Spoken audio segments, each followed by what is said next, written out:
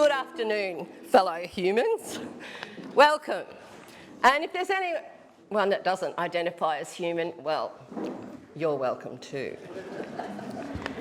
My name is Susan Zieler-Bissett, and I come from Maryborough. Nowadays, I hold the office of President of FIDO, an organisation to which many of you belong. And of course, it was set up in 1971 by Dr. John Sinclair, who, as you know, also came from Maryborough. Who knew that? Yeah. All right, so don't hold that against us, please. I hope that, well, I want to pay my respects, first of all, to the custodians of these lands on which we meet, the Turrbal and the Jagera people. And of course, we are in a special place to them, Mount Kuta, the home of the honeybee.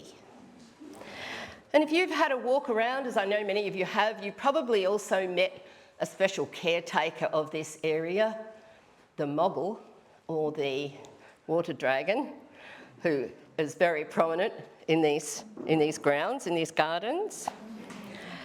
Now, I must mention the Butchulla people because they are the traditional custodians of K'gari, which of course was formerly known as Fraser Island, and that was the place beloved beyond all others by Dr. John Sinclair, whom we're commemorating here today.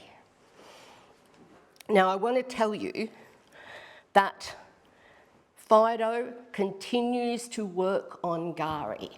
We send 17 teams over every year, working with bush regeneration, weed control, and working very closely with the Butchulla Rangers, who now are taking over increasing areas on K'gari. We do this without government funding, so we really appreciate your presence here today, and of course, if you can buy the book or make donations on Join FIDO, that is all helps us a lot. Now, I want to welcome Stephen Bates, the federal member for Brisbane, and he's a member of the party founded by today's special guest, the Greens Party. And I would like to especially welcome members of the Sinclair family. Would you, Sinclairs, please stand up so we can give you a hand.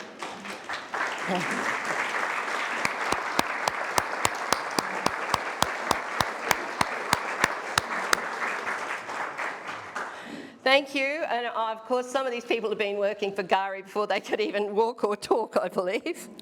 So, today we are commemorating one very special human and his achievements by listening to the words of another very special human. And part of my job today, of course, is to introduce our guest speaker, but I don't think he needs introducing. I think he's the reason why you're all here and why we had to hire extra chairs for this auditorium. So, of course, the 2024 John Sinclair Memorial Lecture will be given by Dr. Bob Brown. Let's give him a big hand.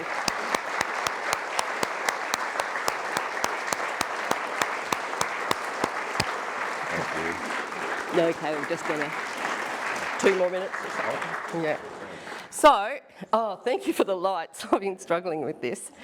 Now, I wanted to mention that I first heard of Bob in that famous blockade, the Gordon below Franklin, when he was leader of the Wilderness Society and so on. And on that occasion, I believe was it 19 days in jail? But on the day he got out, he was elected to the Tasmanian Parliament. And there we see the will of the people.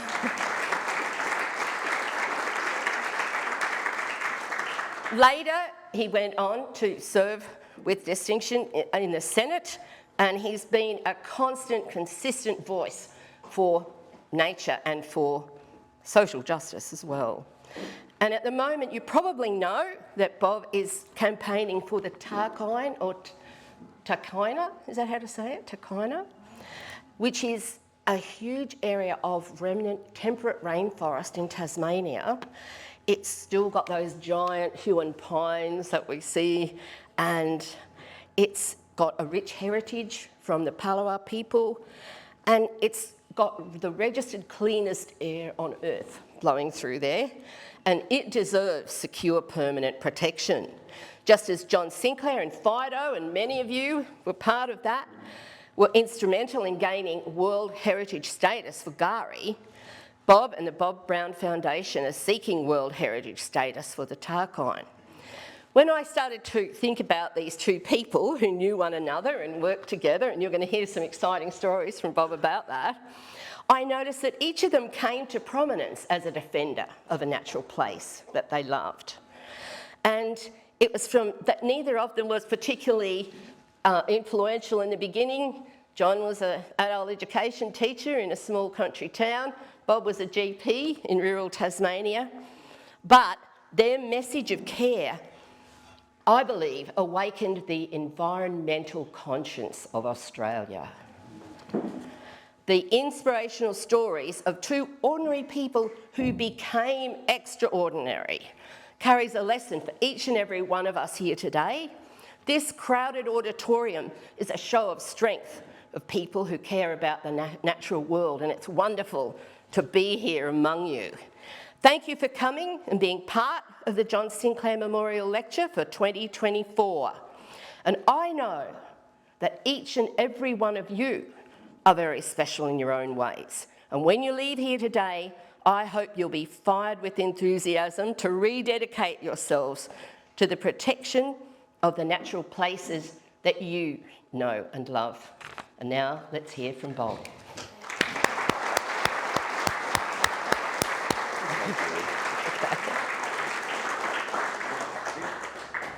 And I'll begin by saying thank you, Della, for this magnificent thing to keep me warm. In July, I'm going up to Liffey in the mountains of Tasmania. There's no electricity there to do some riding, and that'll be the perfect thing when the wind whistles in through the chimney. Thank you very much. It's a great pleasure for me to be here in the company of John Sinclair's family and friends, and all of us who recognise the phenomenal contribution he made to Australia's future, to this planet's future, both by being the person he was and enduring the enormous trials that he and his family had because of his defence of K'gari, Fraser Island, and his campaign with the Friends of the Fraser Island, with FIDO, in over many years. I remember that exemplar that was John Sinclair throughout the Franklin campaign and campaigns for the forest, which have been going, and campaigns around Australia ever since. Because in a nutshell, John had to, growing up in Maryborough and loving that island and recognising its global importance, the largest sand island on the planet, and so much special about it, including, not least, its Indigenous culture, he recognises that it needed protecting. And he happened to be the one who grew up to see the sand miners coming and the loggers, and recognised that that was a recipe for destruction. And through thick and thin, he prevailed. And that thick and thin involved a corrupt premier, Joe Jelke-Peterson, and a corrupting state in everything from the way it manipulated democracy to the way it represented corporate plunderers rather than the wishes of the people to pass on not just K'gari, but Queensland, Australia, this planet, to coming generations, the better for us being here, not being here. To the point where, as you all know, and if you don't, Saving K'gari is now published It's John's biography. It's a wonderful read, beautiful pictures, and we are blessed to have the publisher here today, so please get one before you leave.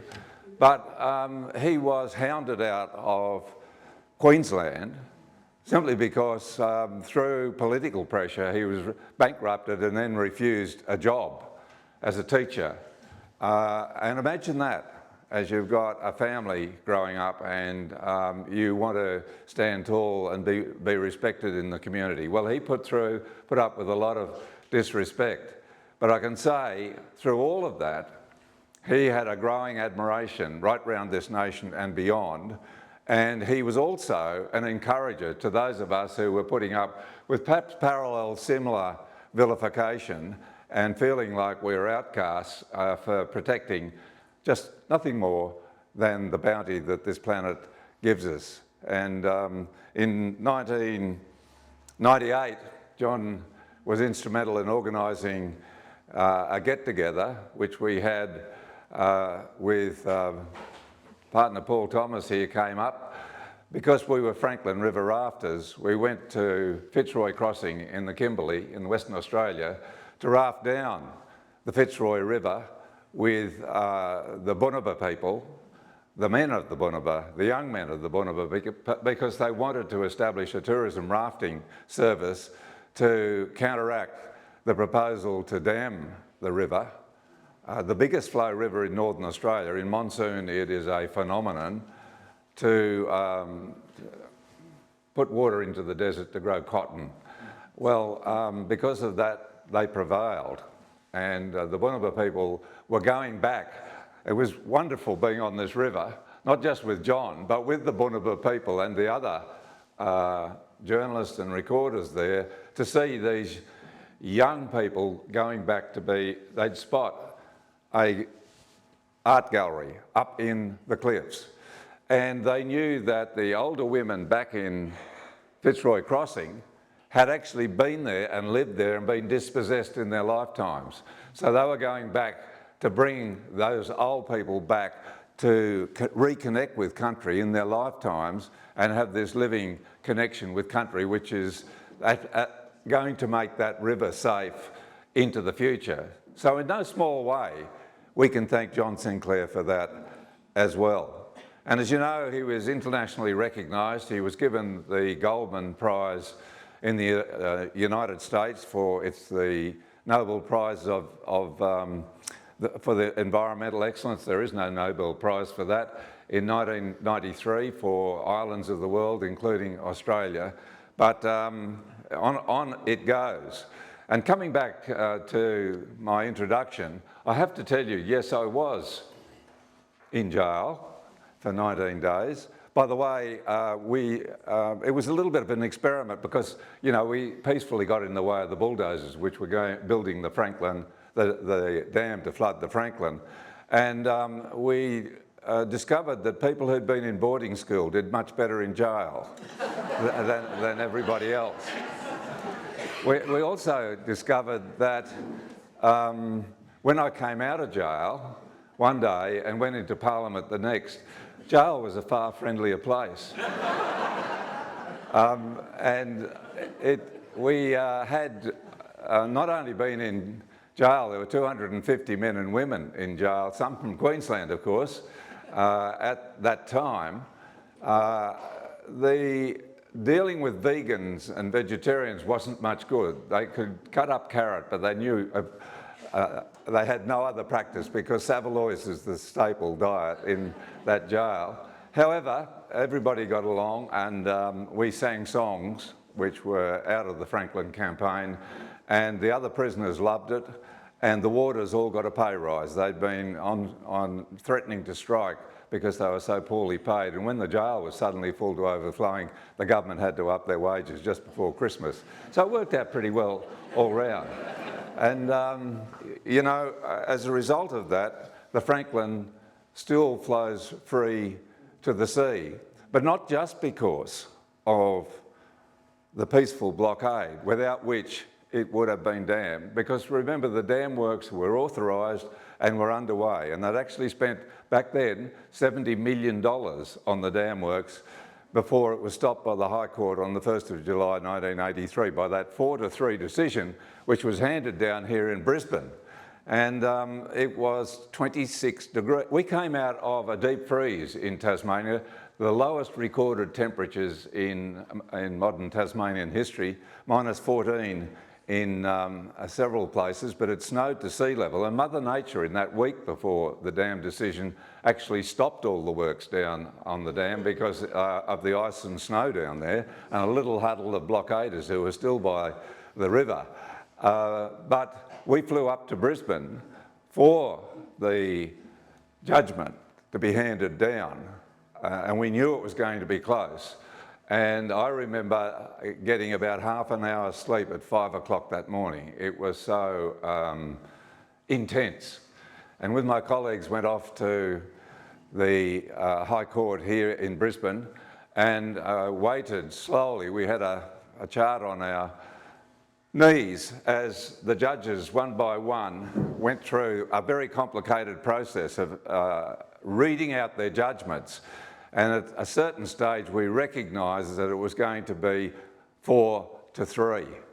And before this ruling, Margaret Robertson, an 18-year-old who'd come from Perth and stayed on for this year, said, "Bob, we'll flick a coin," and we did. Heads we win, tails we lose. Tails came up, and so I said, we've got to make it best out of 3, and 2 heads came up. And that's much how it was. And a gentleman in saffron robes got up and ran through the court yelling, "Save the Franklin," and the judges took a dim view of that. But then down came the finding, and we went outside, and as I say, it was 26 degrees after that freeze in Hobart, so it was out of the fridge into the fire in a way.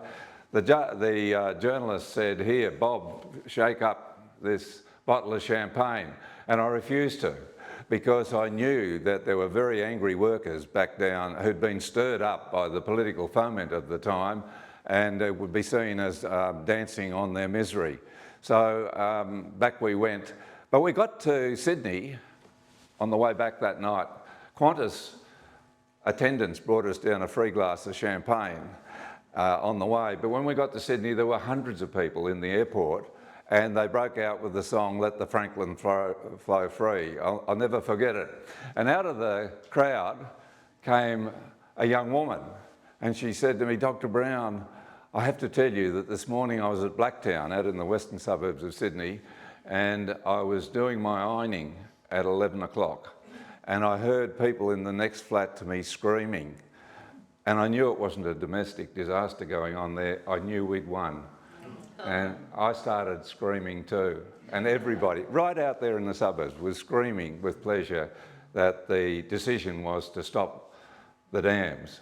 And of course, now we have the Franklin listed as one of the 10 great whitewater rafting venues on the planet, and the wildest. It's not the biggest, it's not the most dangerous, but it is the one where you can go the full length of that river and not see a fence or a factory or a shop or a house or any modern technological intrusion. It's true wilderness, and so that's an American judgment. Of course, they judge everything 1 to 10, but the Franklin has that status and froze free to the sea because so many people cared. And I'll tell you, just a week or two ago, you won't mind me telling you this, Dick Smith was the young entrepreneur at the time, and flew down to the Franklin and helped us install a radio system so that we could get news from upriver, 40 kilometres from the nearest town of Strawn, back to get into the news cycle and film and so on. And Dick said that when Bob Hawke became leader of the opposition, on the day that Malcolm Fraser announced the election, so Malcolm Fraser was the Liberal Prime Minister, Bob Hawke, Mr Hayden was the Labor leader, but on the morning that Labor changed Hayden for Hawke as leader, Fraser called an election. This is the 5th of February 1983, for a month later. And Dick Smith tells me that during that month, where the Wilderness Society, right across this country, not least here in Queensland, targeted marginal seats to try and get Labor across the line in the lower house and the Democrats in the upper house to save the Franklin because they had committed to it. Bob Hawke rang him 3 times and said, would you give the Wilderness Society another $50,000? I didn't know this. But obviously the bean counters in Labor, those watching, could see that it was the environmental issue of the hour, the Franklin River, that was changing votes way back then. And the more this could be raised, the better it was for them. And of course, on the night, the one of the victory by the Labor government, the one thing that Bob Hawke promised was that the dam in Tasmania would be stopped. Well, there's a very similar story with K'gari, of course, and the process of getting it not only out of the hands of the miners who were there with their machines ready to go, well, going, but to get it to the point of being protected. Moss Cass had done Moss Cass, the great first Labor Environment Minister, don't quote me on this, and the last great Labor Environment Minister, who not only went down and swam in Lake Pedder before it was flooded, but came to Fraser Island and swam there in the lake. Lake Wabi. And went back and genuinely fought for it and set up a commission of inquiry which was instrumental, pivotal in the long run to saving that island. And Malcolm Fraser in 1978, following on from the Whitlam government, saw how galvanised the Australian public was about this and stood up to Premier Jockey Peterson and prevented the mining because they couldn't export without a Commonwealth export licence. And then by the 1990s, the logging was stopped and World Heritage listing was given to this remarkable part of the global commons. And of course, World Heritage the World Heritage Convention was signed in the wake of Lake Pedder by Australia, the first country to sign it, because until then the federal government had no international law to counter the state law, which gives states power over rivers and waters and beaches and land in our constitution, as against the American Constitution, where the federal government has that power. So there we were, coming from the 90s into this century, and where are we now? Well, I thought when the Franklin was saved, and certainly we saw the Barrier Reef, Joe had ideas of putting oil wells down there, and I ran into the feisty Judith Wright, who said to me after these great events of the late 20th century, she was old and I think a little bit cranky, and I know the feeling. And she said to me, Bob, what's happened to these environmentalists? Where is the fire in their belly? And I reassured her that it was alive and kicking and it just needed a bit of a boost along again. And I now have a distinct deja vu for the 1960s and 70s, when that first great rise of environmentalism and social justice reform.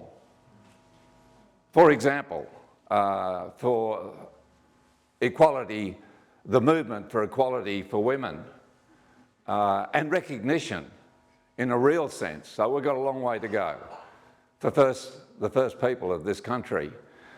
When that was rising, and of course the world's first Greens Party meeting in Hobart in 1982, and then emerging from that the 4 pillars of green politics, which is peace, democracy, social justice and the environment.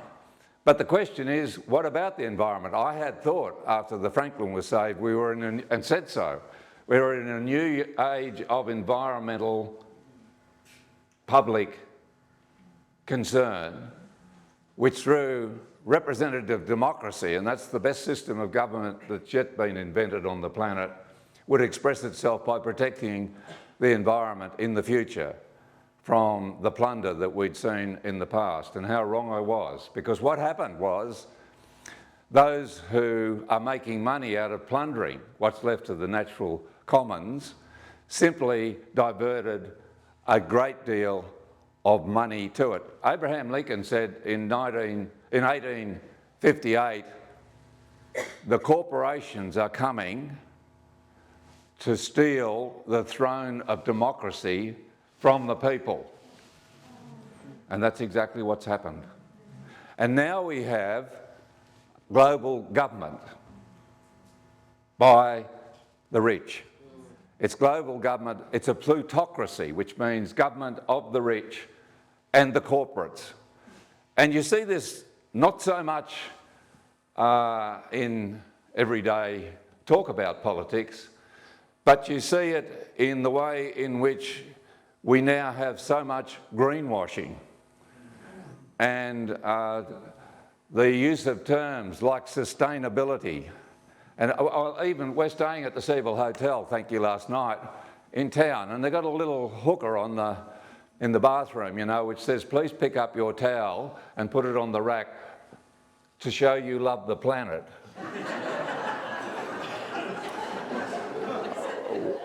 Well, I did it.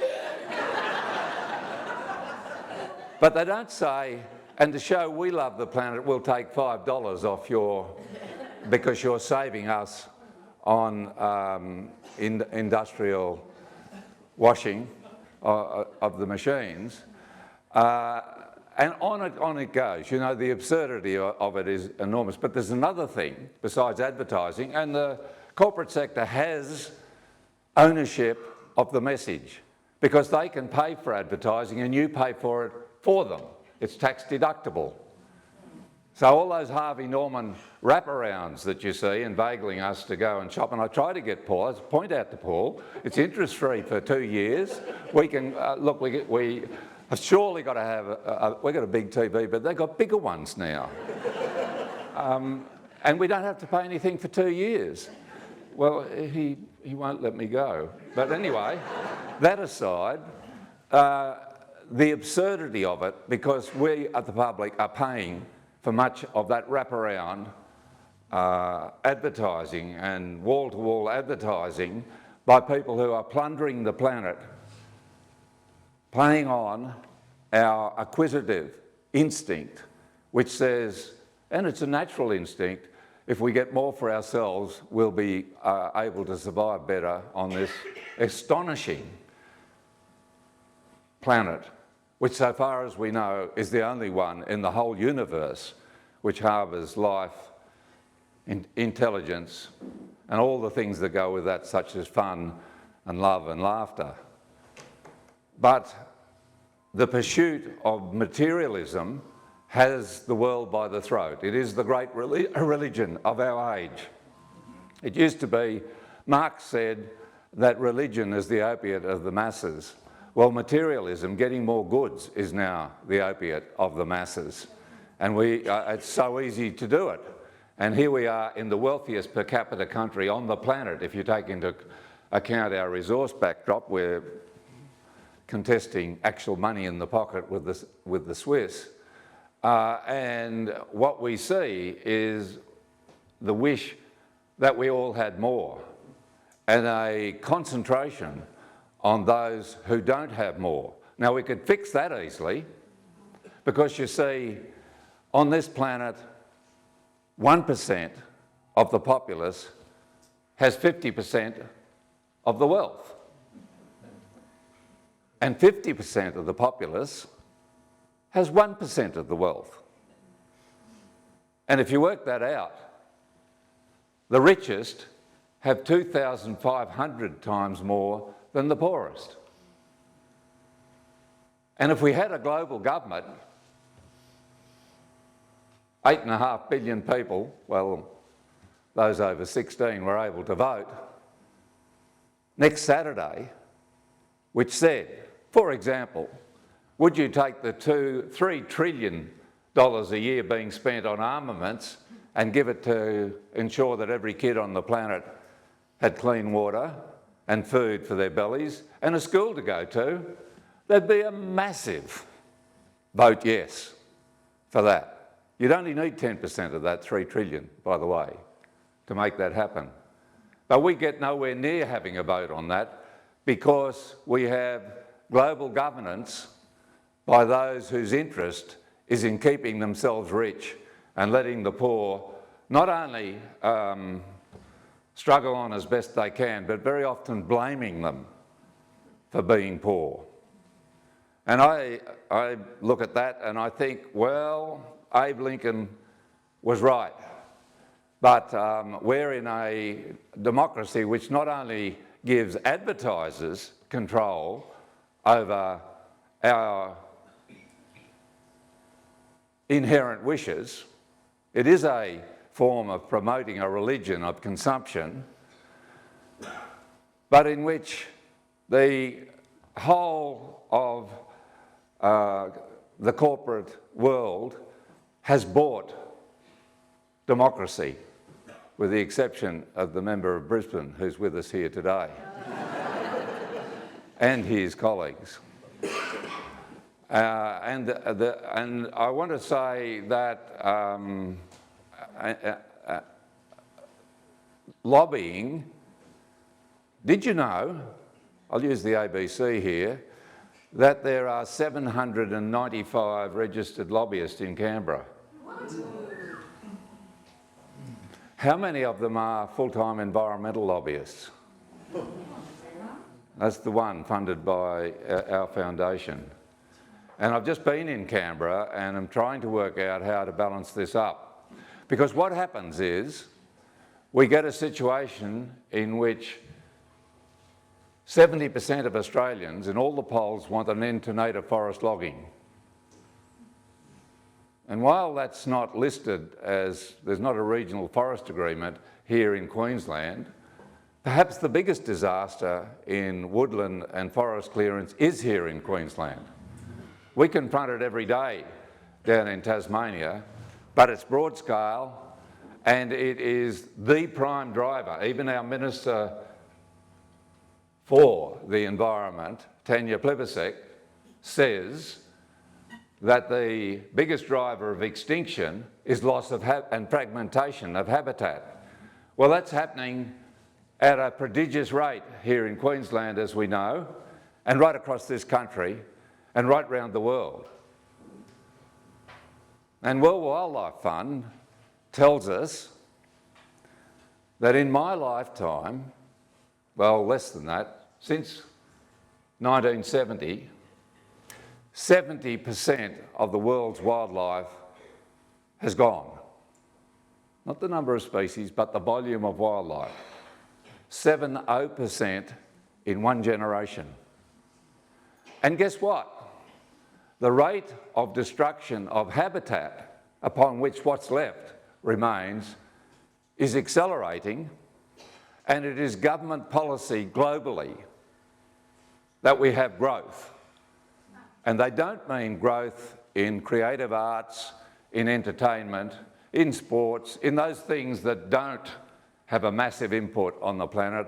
They mean growth in the extraction of natural resources to make more goods, to feed to the market, to have us buy at Harvey Norman and wherever else, whether we want it, need it, or don't. Well, what's that led us to? A situation in which this one little life-giving planet of ours has, at the moment, we are using 200% of its ability to replace its living resources.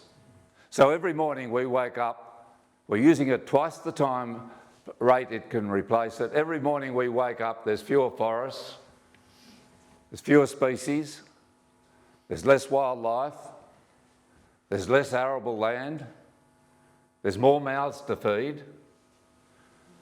The population rate, well, when I came onto the planet, it was 2.5 billion. It's now 8.5. It's more than tripled in this single human being's lifetime. and we're using twice as much as before. And people say, oh, well, a population's the problem. And certainly it has been.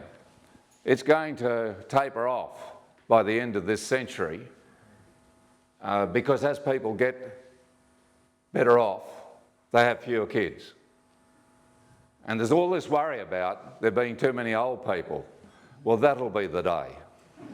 You know, we have to bring back the number of human beings on the planet because we're the greatest herd of mammals ever to graze the planet. And we're grazing it beyond its ability to replicate. And you don't have to be a rocket scientist to understand that this means we are facing catastrophe. And that's not a doomsday thing. It's not some sort of green alarmism. That is the reality of the planet on which we're living. And the formula for this, whether it's the Albanese government or the Biden government or Xi or Modi or the new Nigerian premier or the new woman leading Mexico, it doesn't matter. 192 countries on the planet and they all subscribe to growth. And it's not sustainable growth, it is growth in extraction from a planet where the storehouse is already being plundered beyond renewability. And we have to take stock of this. And I can tell you the first way to take stock of it is not to vote for them anymore. How can it be that 70% of Australians want an end to native forest logging, but 70% of our political representatives want it to be logged faster? And that's the power of the lobbying. And I come back to those lobbyists in Canberra.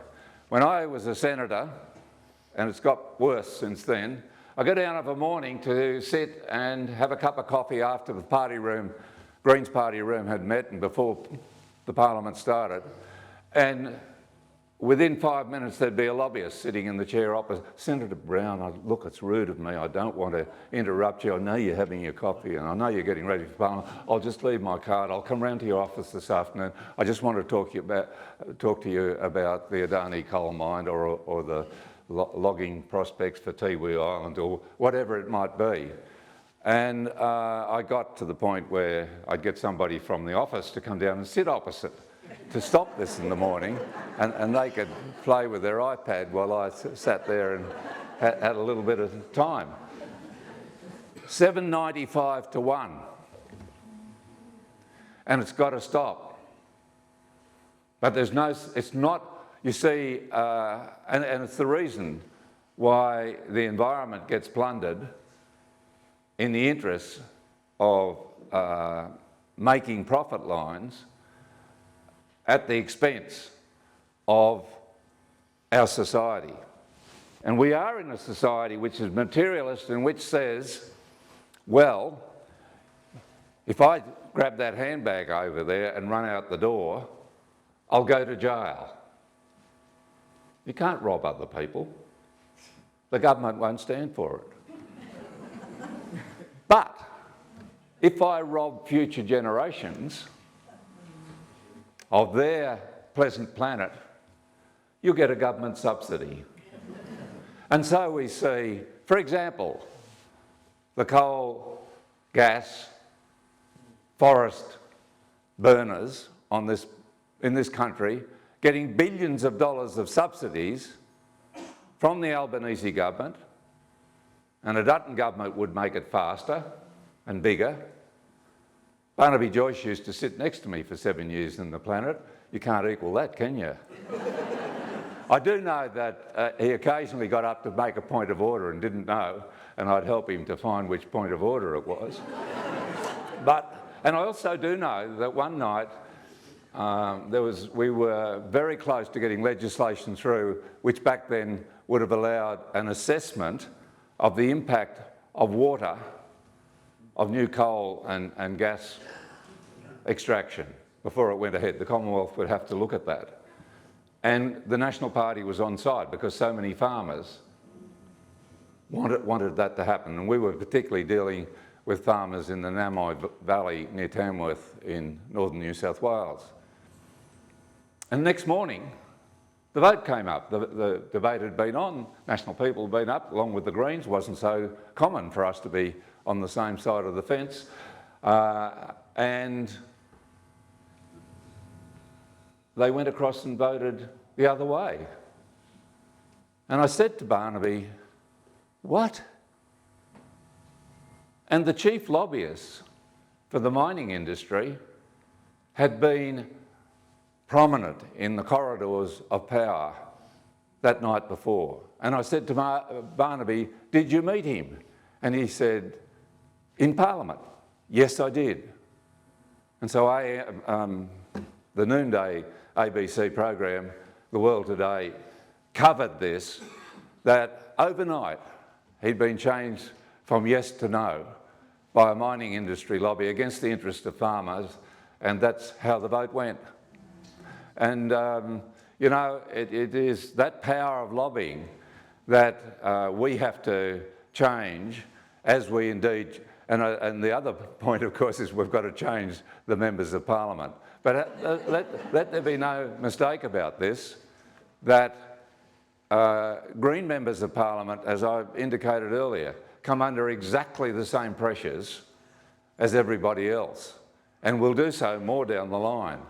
And we need to take that pressure off them by acting to have this obscene, undemocratic lobbying power at state and federal level reversed. There's a not good sign that that's happening at the moment. One of the things that should be happening in this great country ours is World Heritage for Takaina, the largest temperate rainforest in Australia, same size as the Daintree tropical rainforest in North Queensland, which got World Heritage listing in 1987 under the Hawke government, but not until, I'll tell you a story. I went up there after the Franklin campaign because I was burnt out and I wanted to get a bit of relaxed time, and so the folk up at Bloomfield, Cape, what's the? Tribulation, thank you. Took me in a boat and landed me up in a little, with a friend, up in a little bay. And a couple came down and met us and took us up to their little hut. And they had 3 little boys. And at the back of the hut was a waterfall coming down into this most magnificent pond. And this lovely, he had been a tin miner all his life. And he'd just got onto the old age pension. He was 65. And he said he'd never had such wealth in his life. And these kids were there, dancing, you know, running around in their bare feet and so on. And we went up to the pool at below the waterfall, and it was getting dark. And a little fella, he would have been about 4, said, "Mr. Brown, there's fish in there," as we were just getting ready to go in and have a swim with them. I said, "Ooh." And the older boy said, "Mr. Brown, there's turtles in there." And I thought, "Ooh." And the older fella said, "Mr. Brown, there's crocodiles in there." And then, having seen us suitably standing back, they all jumped in. And then the 2 older boys walked with us back down to Cape Tribulation on the then unformed Bloomfield track and showed us how the goannas got the turkey eggs and which fruit to eat and which not to. And it was just a marvellous experience back up there. By the way, I went to Canberra after that and said to the then Labor Minister for the Environment, Barry Cohen, "Barry, I want to talk to you about the Daintree." He said, "I'm not going to talk about it." So I said, "Well, you just sit there." He had his advisors with him, "Because I am." And for the next 20 minutes gave a this mother of those boys had completely, out of view of any media or anybody else, been swung around on the blade of a bulldozer just a couple of weeks before, as she tried to prevent that road going through, and then the consequent destruction which was planned for that rainforest. And I'll never forget that isolated bravery of that little family living in that little grove in that beautiful part of the Daintree. So when we get to the biggest temperate rainforest, the Tarkine, it is also of World Heritage value. And they're logging and mining and want more as each day ticks over. And it's a very parallel situation with the Daintree 40 or 50 years ago. And the thing about it is, however now, the World Heritage Convention has been signed by Australia and put into action. The World Heritage Convention says if you're going to log, or if you've got an area of putative, that is inherent World Heritage value, you must protect it until that's been established and you nominate it. Well, that's been established when it comes to the Tarkine, but the federal and state governments, including our Federal Minister for the Environment and our Prime Minister, every day are agreeing to the logging that's occurring there. And that's in breach of international law. But we find so often that the powers that be break the law or break convention. But who is it that's actually herded off to jail? Well, it's the peaceful protesters, and I'll come to that in a moment. But first, while this first film isn't on the Tarkine, it's in the southern forest of Tasmania, very similar country, same sort of setup. And here we have, from our foundation, a little snippet of what's happening in the Tasmanian forest, where the critically endangered swift parrots, 4,000 a couple of decades ago, 1,000 a decade ago, and now 500, maybe heading for 300, as they destroy the nesting sites essential for this bird's regeneration. Thank you. So I'm here this morning on the Kamandi Divide in KD 22C, where Forestry Tasmania has been devastating yet more swift parrot habitat.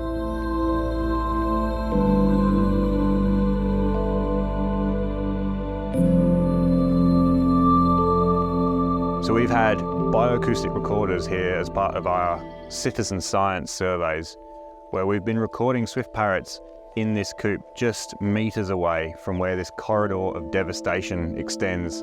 The logging of this area is directly contributing to the extinction of the swift parrot. There are only a few hundred birds left in the wild. They're coming down to Tasmania now to breed and feed, and this is what they come to. Logs that were once forests, habitat trees that no longer exist. Today, there is silence in this forest. We have a defender attached to the gate at the main entrance that is sitting in defiance, stopping any movement of machinery coming into this wild area. It broke my heart. I heard that the parrots were literally circling around the machines looking for somewhere to nest, and it broke my heart. So I'm here standing up for the forests and standing up for the parrots. Save the swifties. Now with the video.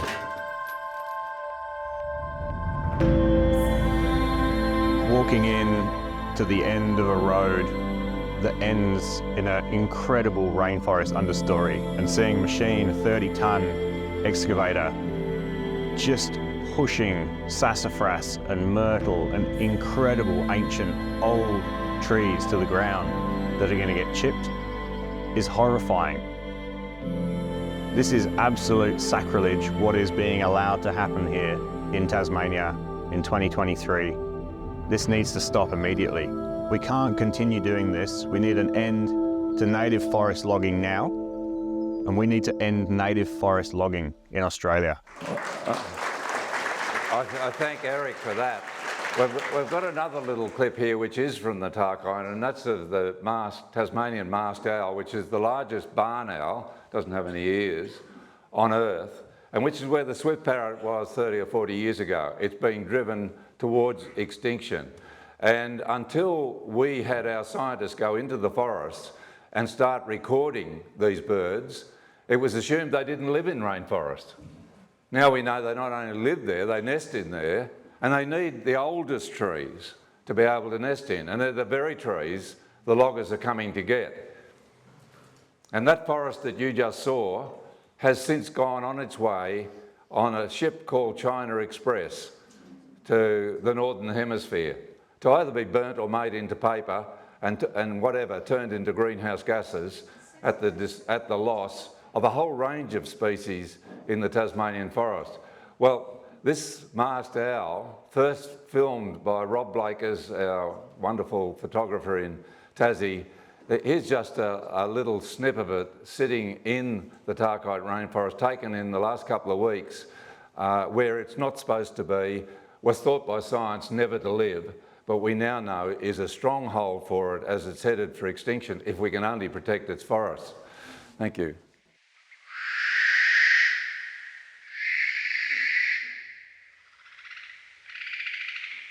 It's chatting with its partner. And you can see the logging up top there on the Arthur River, Frankland River junction.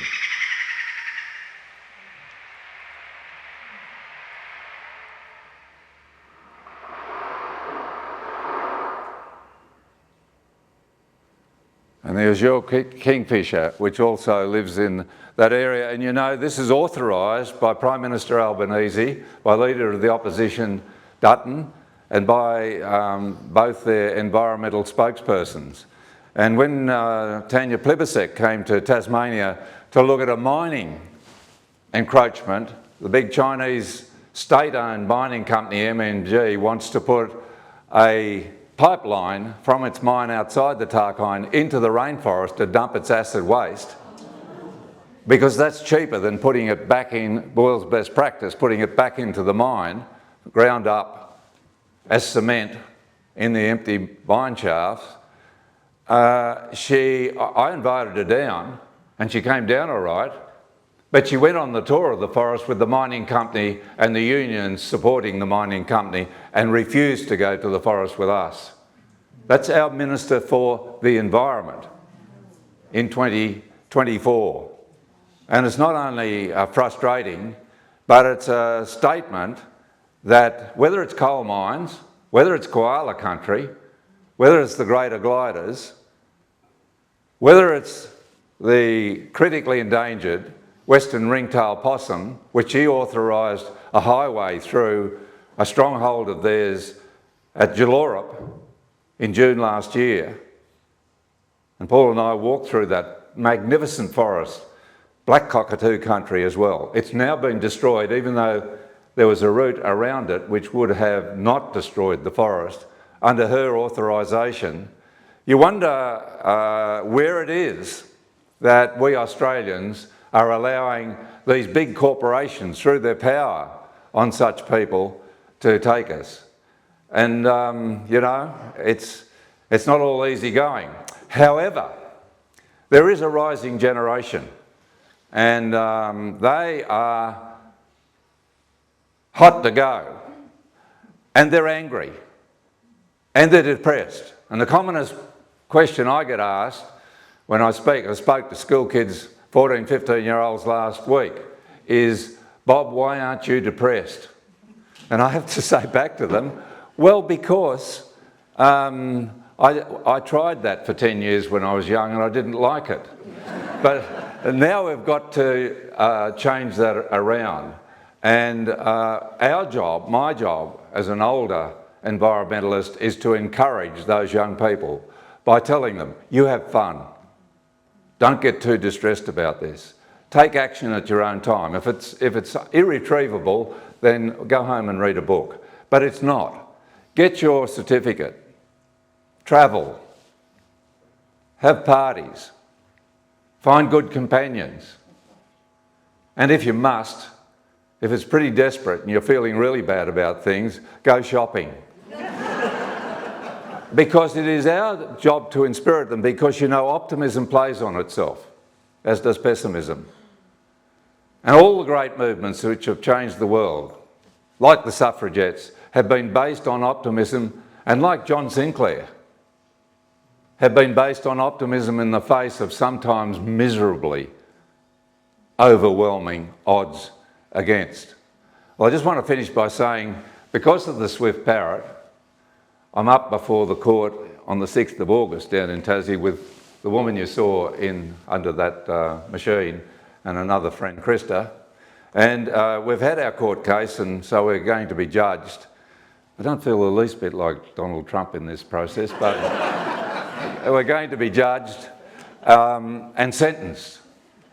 And they've brought in new laws in Tasmania. This is under lobbying from the corporations, which says we can't win the environment argument, so we have to take out the environmentalists. Great tactic used in all police states, but it shouldn't be in a democracy. So they not only have a penalty of tens of thousands of dollars for sitting in front of a tree with nesting swift parrots in it, but are up to 18 months in jail.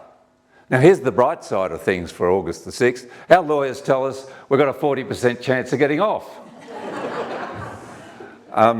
Don't do any other statistics on that. But I'll tell you this, if we do get a jail sentence, I've been there before, it's not too bad, you know. And these days they do have vegetarian meals. But I've got a book to write and I can't get to it. I'm just too busy out there in the forest and doing these wonderful things with the environment. So as I said to Paul, perfect. 12 hours a day by yourself in solitary, no interruptions. I'll be able to get that done while I'm in there. So, pen and paper. That's all I do. This stuff, no, I write longhand. Oh, they do. They do give you pen and paper, and then when I come out, Paul will have to type it all up. We'll see. At the moment, that book, which is going to be called Defiance, is not available. But what is available is Saving K'gari. This wonderful, the words of, and Indigenous philosophy in there. So I really recommend you get one. It's been a great honour to be able to be standing here, and I've felt the John Sinclair get up and go and direct talk. That's been encouraging all the way through this. I thank you, John, for who you were and who you continue to be in inspiring all of us to do much more than we've done so far in saving this beautiful little planet for those who come after us and for all our fellow creatures. Thank you, ladies and gentlemen.